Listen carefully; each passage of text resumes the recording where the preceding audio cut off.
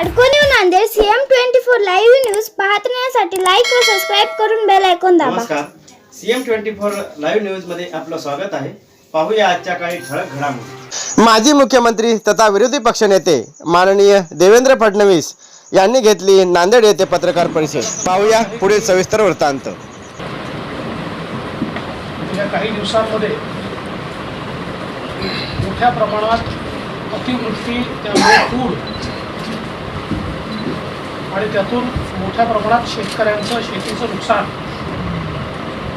हे विदर्भात, मराठवाड्यात आणि उत्तर महाराष्ट्रात आपल्याला पाहायला मिळालं। याची भीषणता मराठवाड्यात खूप मोठ्या प्रमाणात आपल्याला पाहायला मिळाली। म्हणून शेतकऱ्यांचं दुःख जाणून घेण्याकरता आणि वस्तुस्थिती सरकारपर्यंत पोचावी, सरकारी यंत्रणा जागी व्हावी आणि जिथे कमतरता आहे त्याची पूर्तता व्हावी, या दृष्टीनं विधान परिषदेचे विरोधी पक्षनेते प्रवीण दरेकर आणि मी आम्ही दौऱ्यावर निघालो।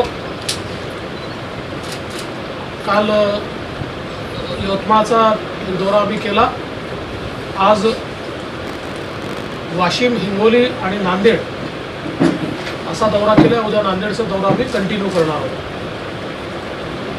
प्रचंड मोठ्या प्रमाणात हे नुकसान शेतकऱ्यांचं पाहायला मिळालं। जवळजवळ ज्या ज्या भागामध्ये आम्ही गेलो 100% सोयाबीन गेलेलं आहे आणि त्या ठिकाणी आता काही शेतकऱ्याच्या हाती लागेल असं वाटत नाही। कोंब फुटलेले आहेत, अक्षरशः सफाई करायला देखील परवडणार नाही अशा प्रकारची परिस्थिती त्या ठिकाणी पाहायला मिळते। तुरीच्या बाबतीत तीच परिस्थिती आहे, तूर पिवळी पडली आहे, त्याच्यामुळे त्यातही काही उत्पन्न मिळेल असं दिसत नाही। कपाशीच्या बाबतीतही तीच परिस्थिती आहे, कपाशीची बोंड ही काळी पडली आहे आणि काही भागांमध्ये ऊसाचं देखील नुकसान झालेलं आहे। त्यामुळे एकूण खरीपाची जी प्रमुख पिकं आहेत या पिकांचं आतोनात नुकसान झालेलं आहे। काही गोष्टी सातत्याने शेतकऱ्यांकडून सांगितल्या जात होत्या, आमचे पंचनामे करायला कोणी आलं नाही। मागील वर्षी काही भागात अवर्षण होतं, काही भागात अतिवृष्टी होती। या दोन्हीचे मागील वर्षीचे पैसे आम्हाला मिळाले नाहीत। मागील वर्षीचे विम्याचे पैसे देखील मिळाले नाहीत। याही वर्षी विमा कंपन्या ज्या आहेत, काही ठिकाणी अशी तक्रार आली की त्यांचे लोक एंट्री घेण्याकरता 500 रुपये मागतात आणि एकूणच शेतकरी प्रचंड हवालदिल या ठिकाणी झाला आहे। अशातच प्रचंड मोठ्या प्रमाणात विजेचे कनेक्शन कापणं सुरू आहे। त्यामुळे एक प्रकारे दुहेरी मार हा शेतकऱ्याला सहन करावा लागतोय। या सरकारने घोषित केलेली कर्जमाफी मिळाली नाही, नियमित कर्ज भरणाऱ्याला विशेष प्रोत्साहन मिळणार होतं ते अनुदान मिळालेलं नाही। त्यामुळे एकूणच माध्यमातले अनेक लोक आमच्या सोबत होते, त्यांनी देखील स्वतः बघितलं की लोक हे स्पष्टपणे सांगत होते की तुमच्या सरकारच्या काळामध्ये आम्हाला दरवर्षी पैसे मिळाले, ज्यांनी विमा भरला नाही, आपण त्यावेळेस नियम केला होता की विमा भरू शकला नसेल तर त्यांनी विमा भरला असं समजून अर्धे पैसे सरकार त्याला दिले आणि ते आपण देत होतो। आता मात्र कुठल्याही प्रकारे मदत ही शेतकऱ्याला झालेली नाही आहे। एक प्रचंड मोठा आक्रोश हा शेतकऱ्यांमध्ये पाहायला मिळतोय। आमची मागणी या ठिकाणी आहे की सरकारने तातडीनं या ठिकाणी मदत घोषित करावी। आता पंचनामे करणं ही एक फॉर्मॅलिटी आहे, कारण नजर आणेवारीच ही 70%-80% पिकाचं नुकसान दाखवणारी, पण अजूनही काही ठिकाणी नजर आणेवारीतही 30-32% नुकसान दाखवलेलं. काही ठिकाणी आम्हाला असं सांगण्यात आलं की प्रशासनाला असे आदेश आहेत की केवळ नदीकाठचे जे लोक आहेत किंवा नाल्याकाठचे जे लोक आहेत यांचे पंचनामे करायचे, इतरांचे पंचनामे करायचे नाही. हा एक फार मोठा अन्याय आहे, कारण जसं नदीकाठच्या नाल्याकाठच्या लोकांचं नुकसान झालं आहे तसं आतल्या भागात दूरदूरपर्यंत नुकसान झालं आहे. काही गावांमध्ये 500-500 हेक्टरवर संपूर्ण जमीन ही पाण्याखाली गेलेली आहे आणि त्यामुळे तिथे काहीही उत्पन्न मिळेल अशी परिस्थिती नाही आहे. आणि म्हणून अशा प्रकारचे जे नियम आहेत ते तात्काळ त्या ठिकाणी शिथिल केले पाहिजेत. आणि इल्लिगल नियम आहेत, ते कुठल्याच कायद्यात बसत नाही. त्यामुळे हे नियम शिथिल करून सरकारनं या संदर्भात मदत केली पाहिजे. आमच्या काळामध्ये दरवर्षी मराठवाड्यातल्या जिल्ह्यांना 800 कोटी, कुठे 600 कोटी, कुठे 400 कोटी विमा मिळाला आहे. आणि एवढा विमा मिळाल्यानंतरही आज जे सत्तेत बसले आहेत ते मोर्चे काढायचे, विमा कंपन्या फोडायचे. आज त्यांच्या काळामध्ये एका नव्या पैशाचा विमा मिळत नाही, मात्र ते चूप बसले आहेत. आणि काही ठिकाणी तर बँकांनी विम्याचे पैसे भरले नाहीत, ऑफलाईन काढलेला विमा हा बँकांमध्येच राहून गेला. आणि काही पिकांच्या बाबतीत तर आता असंही लक्षात येत आहे की राज्य सरकारने काही ठिकाणचे टेंडर उशिरा काढले, काही ठिकाणी काही पिकांच्या संदर्भात विम्याची तरतूदच ठेवली नाही. अशा अनेक तक्रारी या आता आम्हाला ऐकायला मिळत आहेत. त्यामुळे एकूणच खूप मोठ्या प्रमाणात हा शेतकऱ्यावर अन्याय चाललेला आहे. आमची मागणी आहे की सरसकट नुकसान भरपाई दिली पाहिजे आणि ती चांगल्या प्रकारे दिली पाहिजे. आम्ही यापूर्वी अनेक वेळा NDRFच्या नॉर्मच्या बाहेर जाऊन नुकसान भरपाई दिली आहे. आणि आपल्याला माहिती आहे की पश्चिम महाराष्ट्रामध्ये जेव्हा महापूर आला त्यावेळी आपण काढलेला GR आजही तिथले लोक घेऊन सांगतात की आम्हाला अशी नुकसान भरपाई द्या. खरं तर विदर्भ असो की मराठवाडा असो की उत्तर महाराष्ट्र असो की पश्चिम महाराष्ट्र असो, भेदभाव न करता सगळ्यांना नीट मदत करणं हे सरकारचं कर्तव्य आहे. पण कुठेतरी विदर्भ आणि मराठवाड्याच्या संदर्भात हे सरकार उदासीन आहे. एक तर जाणीवपूर्वक वैधानिक विकास मंडळाचा मुर्दा पाडला. आज वैधानिक विकास मंडळ अस्तित्वात नाही. उद्योगाला दिलेली वीज सवलत परत घेतली आणि गेल्या 5 वर्षामध्ये कधीही शेतकऱ्याचे कनेक्शन आम्ही कापले नाहीत. अडचण आली तर सरकारने पैसा दिला. मात्र आज सर्रास विदर्भ मराठवाड्यातल्या शेतकऱ्यांचे कनेक्शन कापणं चाललं आहे.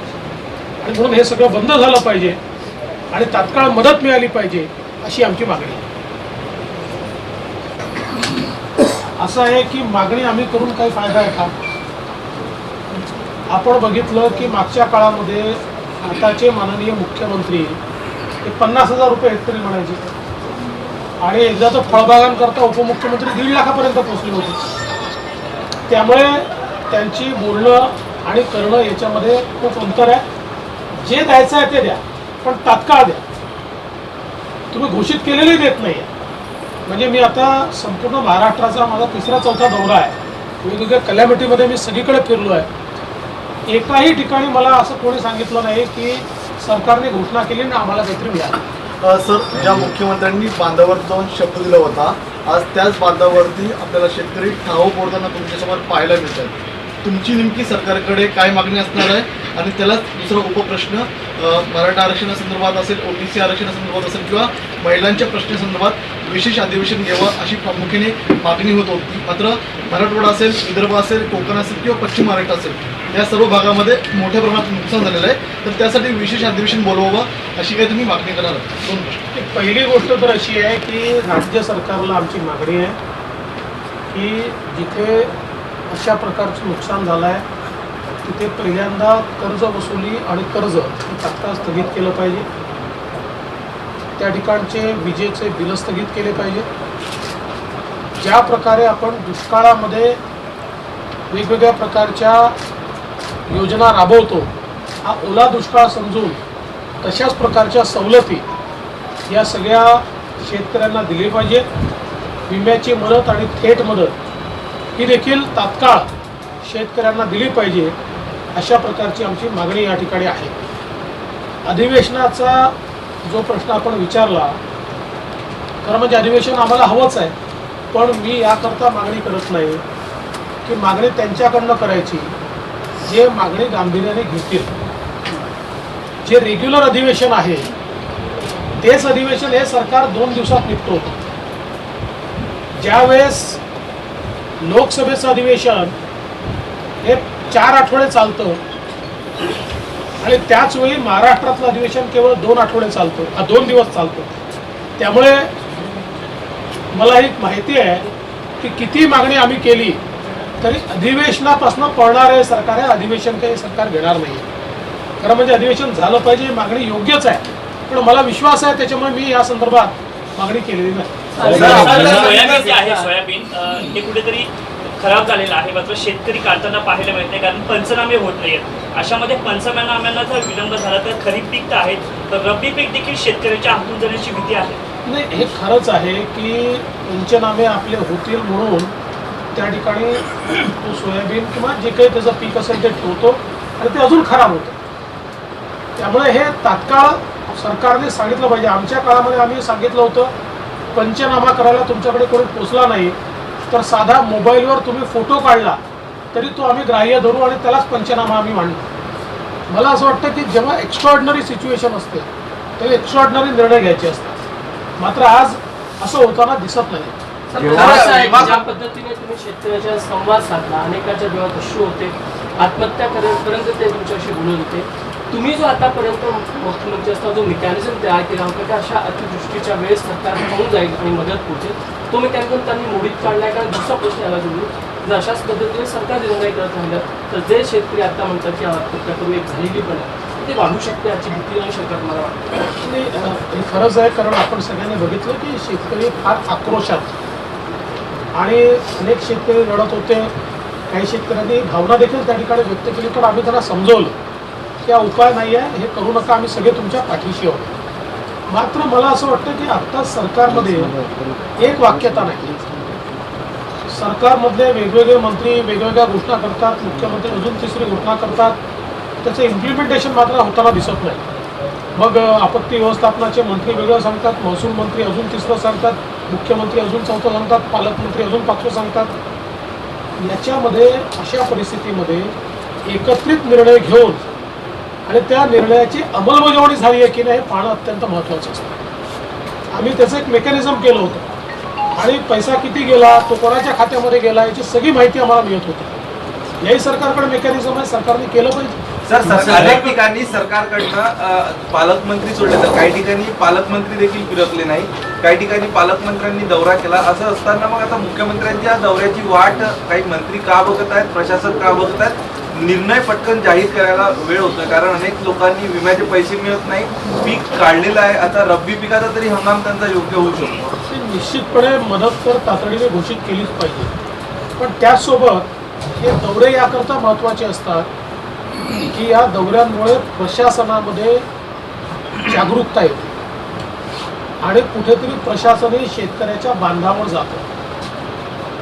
कोणीतरी येणार आहे, कोणीतरी विचारत आहे असं माहिती असलं तर त्यातनं कुठेतरी अकाउंटेबिलिटी तयार होते आणि म्हणून पालकमंत्री असतील, मंत्री असतील किंवा मुख्यमंत्री असतील यांनी अशा वेळी दौरा करणं हे महत्त्वाचं असतं. मला असं वाटतं की आता हे जे काही दौरे आहेत हे आतापर्यंत व्हायला पाहिजे होते, पण कदाचित आमचे अनेक पालकमंत्री फार महत्त्वाच्या कामांमध्ये बिझी असतील आणि त्यामुळे त्यांना वेळ मिळालेला नसेल आणि म्हणून ते आले नसतील, त्यामुळे मी काही त्याच्यावर फार टिप्पणी करणार नाही. पण मला असं वाटतं की ते आले तर प्रशासनाला जाग येते आणि प्रशासन बांधावर जाईल. आपली जी काही- विमा कंपन्यांची भूमिका आहे, नकारात्मक भूमिका असते. वेबसाईट चालू करताना ते वेबसाईटच हँग होती, अनेकदा ते नोंदणी होऊ शकत नाही.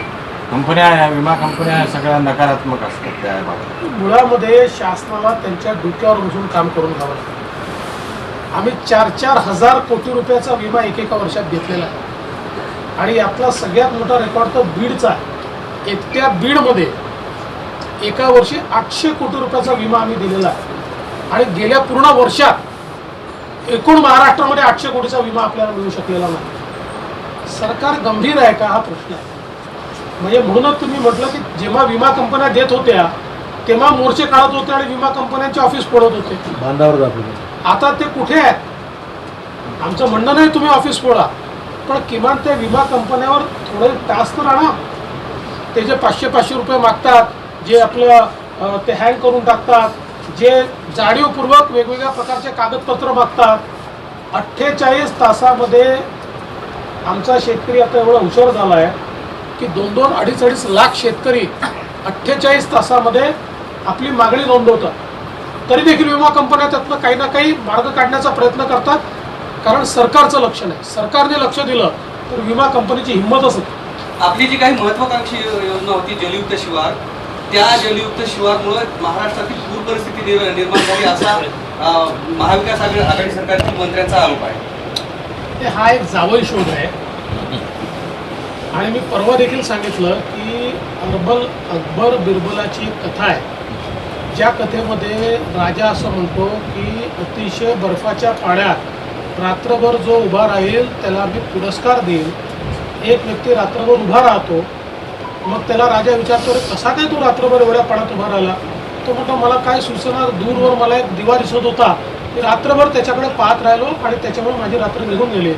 तर अकबर त्याला असं म्हणतात की अरे म्हणजे त्या दिव्याची ऊब तुला मिळाली त्यामुळे तू त्या ठिकाणी उभा राहिला, तुला काही पुरस्कार मिळू शकत नाही. अशा प्रकारचा जावई शोध आहे. खरं म्हणजे आमचे आमदार प्रशांत बंब यांनी जी प्रतिक्रिया दिली ती खरी प्रतिक्रिया योग्य आहे. जलयुक्त शिवारमुळे नाही, या सरकारमध्ये नदीचा रेतीचा जो अनिर्बद्ध उपसा चाललेला आहे, अवैध रेतीचं उत्खनन चाललेलं आहे आणि अनेक पालकमंत्र्यांचं, अनेक मंत्र्यांचं आणि प्रशासनाचा पूर्ण आशीर्वाद त्याला आहे. रॅकेट आहे. या रॅकेटमुळे हे ज्या नदीचा उपसा चाललाय, या रॅकेटमुळे आज खरं म्हणजे अशा प्रकारची पूर परिस्थिती तयार होते. अलीकडच्या काळात काय आहे, स्वतः काही करायचं नाही आणि मग कारणं सांगत बसायचे. अशा प्रकारे महाविकास आघाडीचं चाललं. आने वाले शीतकालीन अधिवेशन में सरकार को घेरने की विपक्ष क्या नीति बनाना है? देखिए अभी ये अधिवेशन लेंगे तो घेरेंगे, तो लेते नहीं अधिवेशन. हम तो अपने आप को ही घेर रहे हैं. सर्वे जे करत आहे म्हणजे त्या सर्वे करण्यामध्ये 10वी नापासची सुद्धा विद्यार्थी आहेत. तसं पाहायला गेलं तर कृषी मला हे तुमचं म्हणणं बरोबर आहे. मला वाशिममध्ये काही लोकांनी असं सांगितलं की आमच्याकडे, आणि काल यवतमाळमध्ये देखील सांगितलं की आमच्याकडे जे लोक आले त्यांना पिकाच्या संदर्भातली काहीच माहिती नाही. त्या असा सर्वेची आवश्यकताच नाही. राज्य सरकारने केलेला सर्वे हाच ग्राह्य मानला पाहिजे. फार तर 10% क्रॉस व्हेरिफिकेशन, त्यापेक्षा क्रॉस व्हेरिफिकेशनची आवश्यकता नाही. त्यामुळे हे डबल सिस्टीम जी आहे ही केवळ पीक विम्यापासून वंचित ठेवण्याकरता. कोल्हापूरमध्ये का एक स्टेटमेंट आया था, उसमें उन्होंने कहा कि फडणवीस सरकार के हम घोटालों का पर्दाफाश करेंगे. अरे उनके घोटाले समाप्त नहीं होते, कहाँ हमारे पीछे लगेंगे भाई. हम तो 2 साल से विपक्ष में बैठे हैं, उसको उनको किसने रोका है? उनके घोटाले समाप्त नहीं होते. फडणवीस साहेब, ज्यावेळेस तुम्ही मुख्यमंत्री होता त्यावेळेस सांगली कोल्हापूरच्या पुराला जी मदत केली गेली तरी देखील त्यावेळेसच्या विरोधकांनी सत्ताधारी आता विद्यमान यांनी प्रचंड मोठ्या प्रमाणात टीका केली होती. त्या निकषानंतर त्यांनी राज्यपालांकडे सुद्धा एक निवेदन दिलं होतं, त्यामध्ये मोठ्या प्रमाणात मदतही मागितली होती. आता तुम्ही राज्याचे मुख्यमंत्री कदाचित रविवारी मराठवाड्यात येतील असं म्हटलं जातं. तुम्ही या दौरा करताय, तुम्ही त्यांना कोणत्या स्वरूपातलं थेट चॅलेंज द्याल की शेतकऱ्यांच्या बाबतीत मदत करावी? नाही, चॅलेंज वगैरे काही मी देत नसतो, कारण शेतकऱ्यांच्या अंधारात चॅलेंज काय द्यायचं आहे. उलट मी विनंती करेन, निवेदन करेन की बाबा तुम्ही मायबाप सरकार आहात. हा आमचा बळीराजा अक्षरशः आक्रोशामध्ये आहे, तो मरतोय. त्यामुळे राजकारण बाजूला ठेवा आणि त्या बळीराजाला मदत करा, एवढीच आमची मागणी असणार आहे. आणि खरंच आहे की त्यावेळी आम्ही मदत केल्यानंतर हे सगळे लोक ही मदत तोकडी सांगायची, आता त्यांच्यावर पाळी आली, त्याच्या अर्धी मदत ते करू शकलेले नाही. आता लोकांना ते लक्षात येतं आहे की काय काय मदत आम्ही केली होती. आणि मला असं वाटतं की राज्यकर्त्यांना, मी पुन्हा सांगतो, जेव्हा परिस्थिती एक्स्ट्रॉर्डनरी असते त्यावेळी मेजर्सही एक्स्ट्रॉर्डनरी घ्यावे लागतात. नेहमीच्या पद्धतीनं आपण जर ती परिस्थिती डील केली तर त्यातनं कुठलाही फायदा होत नाही. सर, मराठवाड्यामध्ये जी आज परिस्थिती आहे, ही परिस्थिती पाहता आपल्याला असं वाटतं सर्वेक्षण करण्याची आवश्यकता आहे असं वाटतं आपल्याला? मला तर बिलकुल वाटत नाही. बघा, काय सर्वेक्षणाचे 2 प्रकार असतात. पहिल्यांदा एक नजर आणेवारी असते आणि त्याच्यानंतर अंतिम आणेवारी असते. आता नजर आणेवारी तर 100% तुम्हाला नुकसान दिसत आहे, त्यामुळे अंतिम आणेवारीची काही आवश्यकता आहे असं मला वाटतच नाही. ती काही फॉर्मॅलिटी असेल तर तुम्ही करत राहा, पण नजर आणेवारीवरच तुम्हाला 100% जर नुकसान दिसत असेल, कुठल्या पंचनाम्याच्या बांधणीत पडला?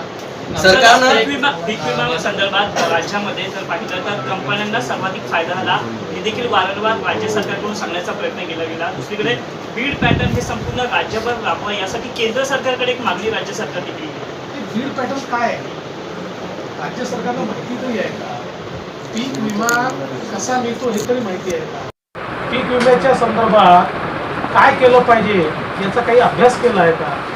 मुळात मी प्रश्न हाच विचारतोय की जर आमच्या काळात एकट्या बीडमध्ये 800 कोटी मिळाले आणि तुमच्या मागच्या वर्षी एवढ्या नॅचरल कलॅमिटी येऊन पूर्ण महाराष्ट्रात तुमच्या 800 कोटीपेक्षा कमी रुपये मिळाले, कुठले पॅटर्न काढताय? कशाला लोकांची दिशाभूल करताय? मला असं वाटतं की सरकारने गंभीर झालं पाहिजे. प्रश्न आहे जसं म्हणाल की सर्वेक्षण करण्यासाठी जी तज्ज्ञ मंडळी लागते किंवा ज्यांना ट्रेनिंग लागतं तसे नाही आहे. BSc ॲग्रीची मुलं घेतली पाहिजे, ती घेतली जात नाही. राजेश पवार तुमच्या आमदार यांनी स्वतः उपमुख्यमंत्र्यांनी निवेदन सुद्धा सादर केले. आश्वासन देऊनही जर होत नसेल तर पुन्हा तोच किती घेण्याची भीती आहे. नाही, खरंच आहे. राजेश पवार यांनी एक निवेदन दिलं, मलाही त्याची प्रत त्यांनी दिलेली आहे. आणि अक्षरशः ज्यांना काहीच कळत नाही असे लोक सर्वेक्षण करतात आणि मग हीच मंडळी कुठेतरी पैसे मागतात की एवढे पैसे द्या, मग तुमचं एवढं नुकसान दाखवतो. त्याची आवश्यकताच नाही. म्हणून मी म्हटलं की महसुली यंत्रणेने केलेला जो काही सर्वे आहे तो अंतिम मानायचा, त्यात फार तर 10 ते 15% क्रॉस चेकिंग करायचं. एवढंच केलं तरच हा सर्वे योग्य होऊ शकतो. ज्या पद्धतीनं खरीपांची पिकं आहेत, उडीद आहे, मूग आहे, सोयाबीन आहे, यांच्यासाठी पंचनामे करण्यासाठी सरकारनं सांगितले.